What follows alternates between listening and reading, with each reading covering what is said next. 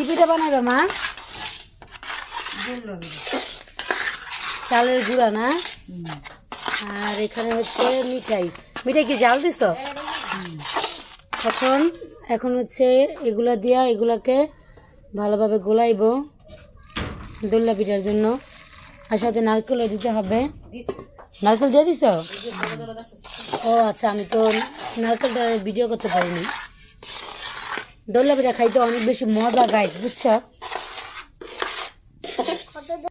এখানে হচ্ছে পিঠা বানাইতেছে আর নাতিরা দেখো, নানি পিঠা বানাইতেছে আর নাতিরা বসে বসে পাহারা দিতেছে।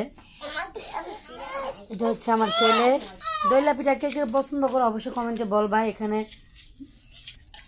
সবকিছু খাইতে তো মজাই লাগে, কিন্তু করতে গেলে অনেক বেশি খাটনি, তো এগুলো বানাইতে কিন্তু অনেক বেশি কষ্ট হইতেছে। আমি বসছিলাম কিন্তু পারি নাই, উঠে গেছে। এখন আমার আম্মু বানাইতেছে। তো এই যে আমার বড় বোন বসে পড়ছে বানাইতে, বানান দেখি। আর এখানে হচ্ছে আমার ছেলে, আমার বোনের ছেলে, সবাই মিলা দেখতেছে। এই যে হয়ে গেছে পিঠা। এটা কিন্তু শেপটা সুন্দর হয় নাই, আপনি পারেন। আমার বোন বানাইতে পারে নাই, কিন্তু গাছ দেখো আমার মায়ে বানাই ফেলছে। কি বোন বানাইতে পারেন? আপনি বানাইতে পারেন নাই। বলে আমার তো গোল হয়ে যাচ্ছে না, খালি মেরা হয়েছে। আপনার তো গোল হবেও না।